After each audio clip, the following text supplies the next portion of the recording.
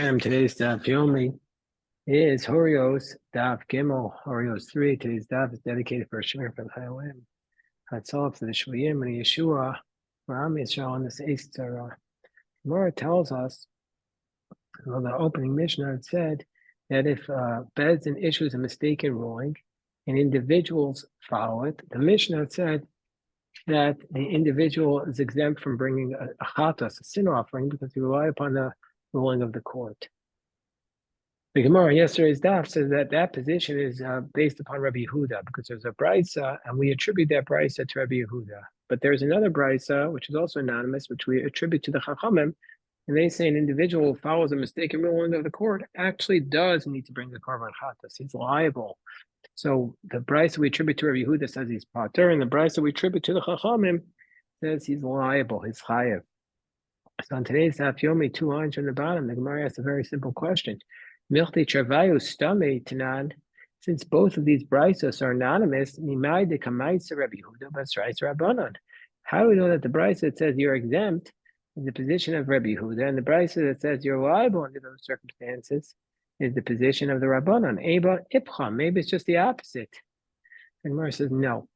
Man Shamaslay the Darish Miute Ki Agavna Rabbi Yehuda. Because the brisa that was anonymous that says you're exempt is based upon what's called a mute, that there are 3 words in there. It says V'im nefesh achas. The pasuk comes from Vayikra Perak Dalad. Nefesh achas techateh bishkagam le'ama arts ba'atosa.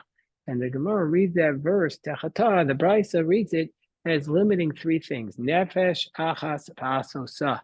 And so we see that that's who's darshing the mute. He darshes the limitations in that manner. So that's Rabbi Yehuda's style. And now we have another brisa where Rabbi Yehuda is actually listed as darshing in that manner. And so we see that this anonymous brisa, which darshins in that manner, is consistent with the style of Rabbi Yehuda. And so therefore we attribute this anonymous brisa to Rabbi Yehuda. And I got Rabbi Yehuda the time because Rabbi Yehuda says, Omer, Rabbi Yehuda taught on the top of Gimel Amanaf, Zos Torahs HaOlah, this is the teaching of the law, he. And so this is also a limitation of Harei Elu Shlosha Miyutin. So these are 3 miyutin. And Rashi reminds us what these 3 miyutin are, that in order to be an Olah, it can't be slaughtered at night. And also that if the blood was spilled before and not on the altar, it's not an Olah. And also if you take the blood outside the curtains of the Mishkan or of the Beis HaMikdash. So we see from here that that's the same style of Rabbi Yehuda is darshaning this miyuta on 3 words in the Torah.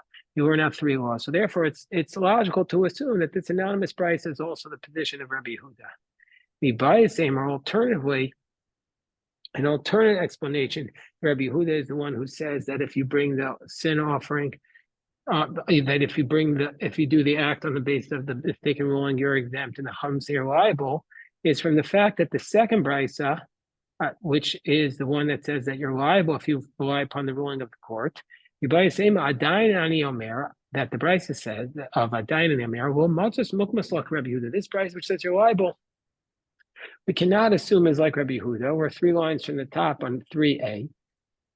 The Ketani Rov Kahal Shachatu Bezdin Mevin Al Yedehen Par, because the brisa, that same brisa also says an opinion that if the majority of the community sins, that the court is the one that has to bring this offering of Parolam Davar Shel Tzibor. Everybody's of the position that if the majority of people sin, that there has to be this sacrificial offering called the Parolam Davar Shel Tzibor. But there's a dispute: who brings it? Is it brought by the Bezdin? Is it brought by the community, or is it brought by both? So this brisa says that it's brought by the court, the Rabbi Yehuda. And if you had wanted to attribute that brisa to Rabbi Yehuda, Ha'amar Tzibor Huda Maisi, Bezdin Lo. Rabbi Yehuda is not on the position that the court brings it. He's in the position that if the court does a sin on the basis of mistaken ruling of the court, the community is the one who has to bring that carbon. It's not Rabbi Yehuda. Omer Shiva Shvatim Shachatu Mevi and Shiva Param. Rabbi Yehuda is on the position if 7 tribes sin, they bring 7 offerings. Meaning it's not the court who brings it. It's each tribe has to bring their own carbon if they sin. And so therefore, that's another real reason why we assume that Rabbi Yehuda is the one who says that you're exempt if you do a sin on the basis of a ruling of the court, and the Chamim are the ones who say you're liable. So again, we have these two brises, and we attribute the one that says you're exempt from an offering to Rabbi Yehuda, and that's consistent with our Mishnah. And the one that says you're liable, we attribute it to the Chachamim, who are not the position listed in our Mishnah. The Gemara now says, actually, that brisa, that anonymous position, it's not necessarily Rabbi Yehuda. We have a different approach. It's that anonymous position, which is consistent with our Mishnah, which says you're exempt if you follow a mistaken ruling of the court. That's actually Rav Nachman Amar Shmuel says, "Du devrei Rabbi Meir." That's actually the position of Rabbi Meir, not Rabbi Yehuda, but Rabbi Meir. Whereas the Chachamim say you're liable. The Gemara says, well, where do we see that this is the position of Rabbi Meir, my Rabbi Meir, or my Rabbanan?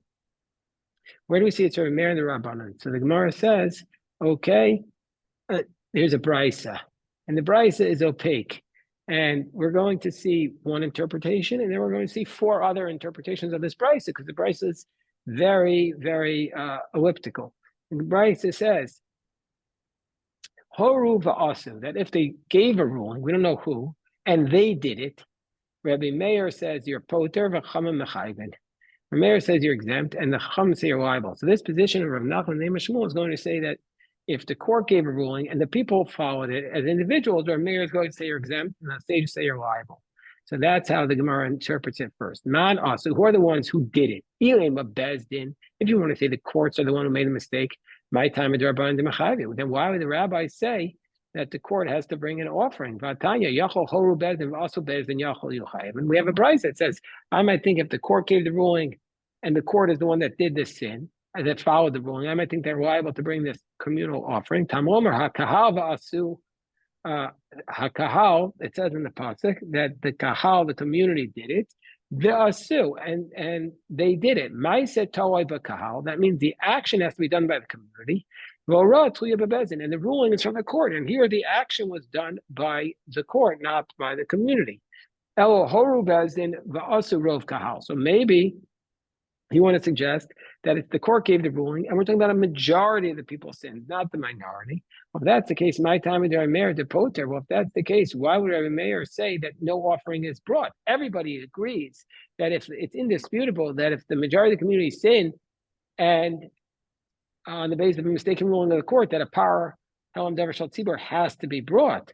So it can't be that Rabbi Meir would say there's exemption there. Elav, it must be Horu Bezin also Miut Kahal. It must be that the court gave the ruling and the minority of the people sinned. And that's where Meir says you're exempt. And this is the dispute, which is what we were discussing on the bottom of yesterday's daf. Mar Savar Yachid Sha'asa Boras Bezdin Pater, Mar Savar Yachid Sha'asa Boras Bezdin Chayev. Our mayors are the one who says that if the individual followed the mistaken ruling of the court, he's exempt. Whereas the Chacham say you are liable. But that's only one way to read this brisa. Gemara is going to suggest four other readings of this brisa because this brisa is very opaque. We had a question?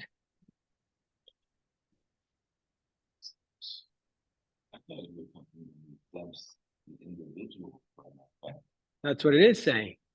No, but that's when it says they reject it because everyone agrees that you need the communal. No, the Gemara's conclusion is that Rav Meir is in the position that individual did it with the mistake of the court is exempt, and the other one says the Chum say because when he says exempt, if the majority of people sin, then there needs to be a power elam davar shel tzibur brought. So that's what it's point. The majority of people sin. No, if the majority of people sin, then there's no individual chata. I assume everybody agrees on that. We haven't seen a position that argues with that. Amar Papa, so Rav Papa says, if there's so what does it mean? Rav Papa gives four other readings of this price. Rav Papa says the Kuliyama, everybody's at a position. If there's an individual that did it with the mistaken ruling of the court, Potter, meaning there's no Chachamim who argue with that in this price. Ella, what are they arguing about in this price? How do we determine the majority of the community? If the majority of the community sins, then you have to bring this communal offering. So do we include the court in being mashlim? Do we include the numbers of the court in determining the majority? One is on the position that we include the numbers of the court in determining the majority. That is a position of the so that is the position of the Chachamim who say you're liable. And the position that says you're exempt because you relied upon the ruling of the court says we don't count the court in determining the majority. Who are these Chachamim who say that you are liable here? That is Rabbi Shimon, the Amar Tzibor Maisi Ubezdin Maisi. He says when you both sin, when the ruling of the court causes the majority of people to sin, the community has to bring the offering and the court, meaning say they both have to pay. Our alternative reading of this is Shevet Sha'asa Baras Bezdino, talking about a tribe that acted on the basis of the court. Meaning to say, if just one tribe did it, so then do we say that they're exempt from bringing the offering? Do we say they're liable? Uman Chachamim, and the position says they're liable. It's Chachamim. Is Rabbi Yehuda, the Tanya, Shevet Sha'asu Baros Bezdino, also Shevet Chayev. That tribe is liable to bring an offering. Fourth interpretation, Ibayasema could go in Shechatu Shisha, Vein Ruba Shakal, or Shiva Afal Pishin Ruba Shakal. No, we're talking about a case where 6 tribes sinned, but they're not the majority of the people. This was like electoral college versus the actual popular vote. So 6 tribes sinned, but they are the majority. Is that going to be considered a majority? Or if there are 7 tribes, but they're population-wise the minority, and they're not the majority. Money. And who is this Mishnah? Who is this Brisa? Rabbi Shimon ben Elazar here. It's Rabbi Shimon ben Elazar. Tanya Rabbi Shimon ben Elazar, Omer Mishmo. Chato Shisha vein Ruba Shakal, or Shiva Shein Ruba Shakal. If you have either one, if you have minority of tribes, but you have the majority of people, or if you have the majority of tribes and not the minority of the people, Chayav. And then there's going to be, they're liable to bring the Paroam Davar Shel Tzibor under those circumstances. So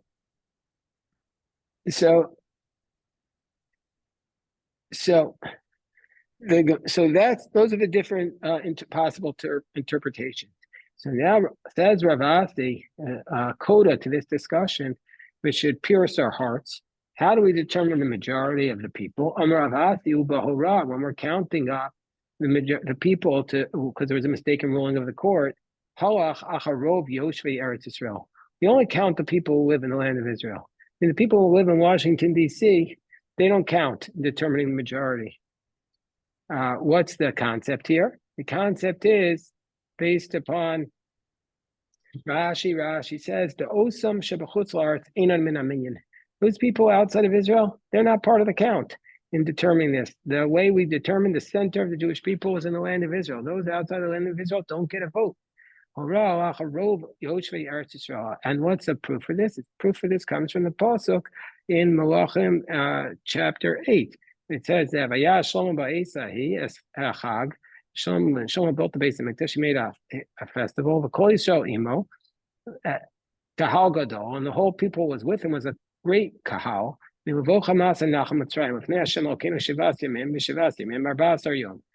all there for 14 days. Since it says all people were with him, why does it say there was a great community from all the way until Nacham Mitzrayim? These people are called kahal. But if you're outside the land of Israel, you're not called a kahal. So now the Gemara says, okay, another concept here. Pshita, it's obvious. Merubin v'nismatu. Let's say there was a majority of the people, and then by the time when they committed the sin, but by the time they learned about the sin, they became less. Hainu pukta to Rabbi Shimon v'Rabbanan. That's going to be a dispute between Rabbi Shimon and Rabbanan. Mu'atim v'nisrabu mai. But let's say there were a minority of people when they committed the sin. When they found out of it, they were already the majority. So then, what will be the halacha? Mipuigi Rabbi Shimon and Rabbanan. Do Rabbi Shimon and the Rabbanan argue about it in that case? Rabbi Shimon, and this dispute between Rabbi Shimon and Rabbanan is going to be a dispute on Daf Yud Amud Aleph, which says Chate Kohen Mashiach v'Nasi Achol Nismanu. That if the Kohen was or the Nasi sinned before they were appointed, means that they're obligated to bring a carbon, and then they didn't bring it before they became appointed, and then their carbon changes. There's a dispute about what carbon they bring, and so here too, if they committed the sin, but they didn't know about it until they were no longer the majority, that's going to be the dispute between Rabbi Shimon and the Rabbanan. But what about the case where they were a minority initially? Do Rabbi Shimon and Rabbanan argue in that case?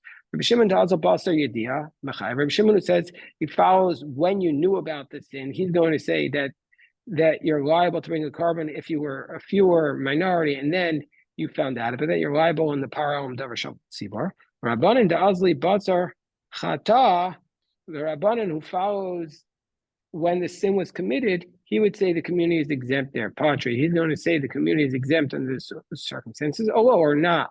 So what would be the halacha? But Tizbar, do you really think is that the same argument? Amor the Shamas Rabbi Shimon Dazal Af Basar Yediyah Hechadav Yediyah V'Chatas B'Chiyuv. Maybe we'll say that Rabbi Shimon goes also after the knowledge in this meaning when you know about it, when both the Yediyah and the Chatas were done in a state where you're both liable to bring carbon, we just don't know which carbon. Yediyah delo Chata mishamasle. But if there was a Yediyah, but at that point delo Chata, but if it was be a case where there was knowledge not at the time that he sinned, like for example here, where when they sinned it was just a minority of the community, so therefore there's no obligation at all, and they only found out about it after they were in the majority. Mishamasle, would Rabbi Shimon argue about it there? Would he say that you have to bring a carbon there? The imkain raisi kihashta, because if that would be the case, also a commoner who sinned and afterwards he became appointed, he should bring the carbon of the Nasi Mashiach, like his obligation of now. Ella Rabbi Shimon chatav yediyah. So it's possible Rabbi Shimon says, no, I need both chatas and yediyas. I need you to know about it, not just to have committed this sin. So now the Gemara asks a series of other questions. The court rules that that this non-kosher fat is permitted. V'asu miyotakahal, and the minority community did it. V'chazur bezdin bahen v'horu, and then the court goes back and rules v'asu miyot acher, and now we have another minority. What will be the law there? Mao kivin deshtei yediyos ninu, since they're two separate awarenesses of it. If we don't combine them, Odelma kivin the idi v'idi chelavu, maybe since they're both chelav, mitzdarif, we combine them. Imtim salomar kivin the idi v'chelavu mitzdarif, since we are both chelav, we combine them. Miut b'chelav shagabi akeva. Let's say it's two different types of chelav. One is the chelav on top of the keva, and the other is the chelav that's on top of the intestines. What will we say there? It's two different psukim, two different prohibitions. Well, mitzdarf, we don't combine them. Since they're both chelav, mitzdarf, maybe we combine them. That they're both called chelav, mitzdarf, we combine them. Now, let's say minority of people sin with chelav, and the minority of people sin with blood. They are certainly two prohibitions. And since they're not the same, well, mitzdarf, we don't combine them. Odilma, perhaps, even the carbon non-shava, since they both bring the same, since we're going to say that under those circumstances, they both bring the carbon chatas, mitzdarf, we're going to combine them. Imtim solomar, keeping the carbon non-shava. If we want to say that since they both bring the chatas, we combine them. Miut b'chelav u'miut b'avodas kachavim ma'u. Let's say there's a minority that sinned with chelav and the minority sinned with idolatry. Do we combine them? That's not the same prohibition in carbon shaveh, and it's not the same carbon because the chatas of the idolatry is not like the chatas of the chelav. For a chelav you bring a bull, and for avodah zarah you bring a bull and a goat, so it's not the same. Oh, Delma, or do we say even the idi v'idi kares? So well, we say since they're both kares, we combine them. Where says Teku? We leave this question unresolved. Ibayu horubez and shechelav mutar. Let's say the court rules that the chelav is permitted. But also miutakal, and the minority of the community did did it, umeis oso bezin, and then that court died. Amma bezin acher. A new court arose. They gave the same ruling, and a different minority did it. According to the position, it says the court is the one that brings the bull, the parallel. It's not a question. No waste new because first court's not there. According to one that says the community brings it, my tzibur, what's going to be considered the community here? Do we say it's the community that is in existence, and so therefore we combine the two? Or do we need to say, even though the community is in existence, we need that also the first court that made the ruling also should be in existence.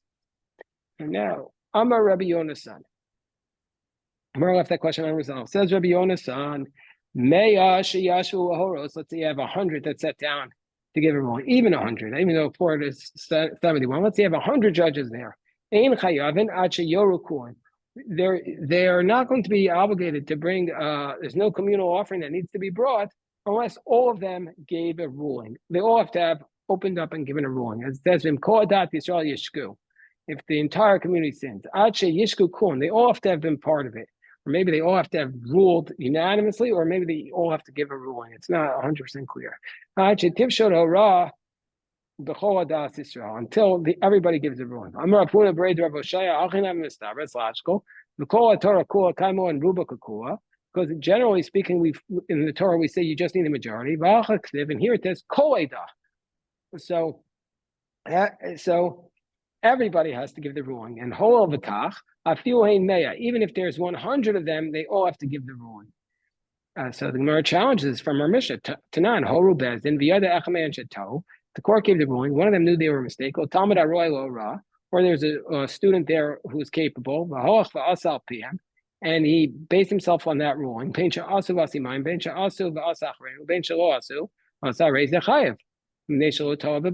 liable because he didn't rely upon the court. But in this case, he's liable. This person who is capable of ruling, he's liable. But if there's an Amaretz who was there and who did it on the basis of their ruling Potter, he's going to be exempt. V'amai, halo nigmara hora. They never gave a ruling, meaning to say that this person, this other judge, wasn't part of the decision. The Gemara says, no, Hachamayaskinan could go and here. No, he voted, he nodded his head. So that's what happened here. He nodded his head. The Gemara says another question. Tashma from a brisa. So from the brisa, what does the brisa say? The court ruled, and one of them knew that they were making a mistake. And tone at them. He says, "You're wrong." Then under these circumstances, the court is going to be exempt because this is not a complete ruling. Taima, what's the reasoning that wasn't that they're exempt? Darmo and tonatem. He says you're wrong. Baturim ha shasik mishnak. But if he would have been quiet, chayav, and they're going to be liable. V'gamar lo ra, and that's considered like it was a final ruling. V'mai alo horukun. Not all of them gave the ruling. So the Gemara says no. Here also hachinam here kimberosho. He nodded his head. Third question. Masav Rav Misharshia. So Rav Misharshia raises the following brisa. So it says, it says that the rabbis relied upon the position of Rav Shimon Gamliel and Rabbi Elazar bar Tzadok. Shayu Omrim, Ein Gozrin Gezerah al Tzibur Amkein Rova Tzibur Yichol Rabbo. They said you're not allowed to make a decree on the community unless the majority of the community are able to withstand it. What's the basis for this? The basis for this is remember we had this in a Mesechus Avodah Zarah, the same pasuk. You make upon yourselves a decree. So yeah, we had this in Avodah Zarah Daf Amud Vav. You make upon yourselves a decree on the whole nation, and you're not able to hold that decree, and you continue to steal and rob from me, and you benefit from that which you prohibit upon yourself. Meaning to say that that you don't even keep the decree. So, but anyway, we see from here, it says that you make it on the entire people, and it says the majority of the people have to keep the decree. So we see it's not everybody. So the Yuvta to Rabbi Yonasan Tiyufta did its refutation of Rabbi Yonasan. The Gemara says, "Elamai." So what does it mean? So if that's the case, that you just need the majority of the judges, why did it say Kol Adas, the Kamar Rahmana? Why did it say the entire group? Hachakamar Ika Kuam Havi Ora. Below will Havi Oras. No, it means to say if the entire court is present, then even though they don't all agree, but they nod their heads, that's going to be considered like it's a ruling, and the laws will take effect. But it's not the majority of the people, it's not going to be considered if it's not everybody there, it's not going to be considered a ruling. Rabbi Yeshua, Asar Sheyoshev B'din, if there are 10 are sitting there for a court case to be the judges, Kolar Taloi B'tzavar. So there is basically like a burden around their neck. I mean, they're all responsible. Pshita, it's obvious. Hakamashman, who is teaching us that even a student in front of their teacher, he has to stand up and say his position. He can't be quiet.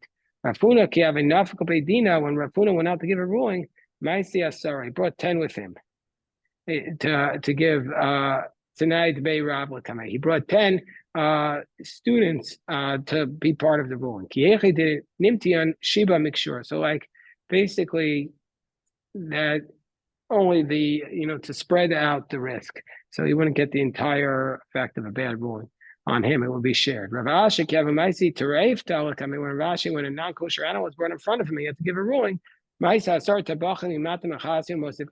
10 butchers from Matamachasya, and so it's like just like the sawdust from a beam means say we're all going to be part of this. Let's just do the next mission, then we'll stop. The court gave a ruling, and they knew that they made a mistake. And they reversed themselves.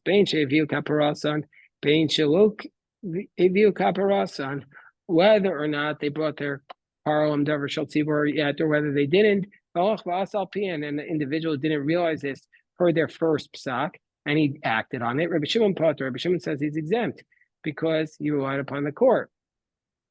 Rabbi Lezer Omer Suffolk. Rabbi Lezer says we're not sure if he's liable or not under these circumstances, and so therefore he has to bring what's called a carbon asham toy. Not sure if he sinned, where it's an accidental sin, but he's not sure if he actually sinned. Ezu Suffolk. What's going to be the circumstance where I say it's a doubt? Says Rabbi Eliezer. Yashav besoch beis. So if he's sitting in his house, then chayav, I'll say he's liable. Halachol Medina Sayam. But if he went overseas, Potter, that's what I'll say is exempt. I'm Rabbi Kiva Modani Bazeh. Or if he goes overseas, there I would admit Shukarav Potter Minachova, that he's more likely to be exempt because he had no way of hearing. Amar Ben Azai said, what is it different if he's sitting in his house or if he goes overseas? They're the same thing. Yoshev Beso Afshar Yishma. So Rabbi Kiva responds, no, somebody sitting in his house, he had a way of hearing. He could have gone outside, hear what's going on. But the guy goes overseas, there's no ability to hear. So the Gemara is going to discuss that. Let's say a court ruled to uproot an entire mitzvah of the Torah. They said there's no law of nida of a menstruating woman in the Torah, or ain't Shabbos, there's no law of Shabbos, ain't avodas kacham Torah, no idolatry. And then they don't have to bring the carbon on parallel never shall see words. That's such a clear mistake that it's too much of a mistake, and the Gemara is going to explain why. So let's say they want to just nullify a portion of a mitzvah. And then they have to bring the communal bull offering. Kate said, likewise. They said there is nida, but not in this case of a woman who's had it for 1 or 2 days, which is called shomer yom keneged yom. Shabbos b'Torah, there is Shabbos of our which is but there's no chutzah, there's no carrying from one domain to the other domain. That's not a law. So that's also going to be a case where they're liable. There's idolatry, but you're right about down to it. All these cases, and they're going to be liable. As it says, davar there's missing one aspect of the law, but not the entire law. What's the reason for Rabbi Shimon? It says that an individual who who sinned after the court reneged is still going to be exempt. However, Shus Bezdin, who also said, because he did it on the basis of the court's ruling. Any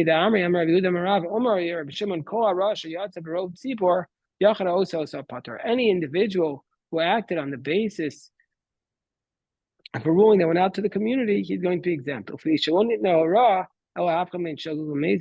Because we're going to say that the ruling is basically only to distinguish between accidental and intentional.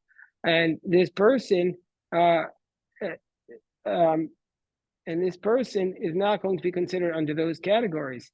He's not going to be part of the one who did it intentionally. He did it accidentally because he did it on the basis of the court, and then he's going to be exempt. Okay, we'll stop here. Baruch Hashem, this is today's daf.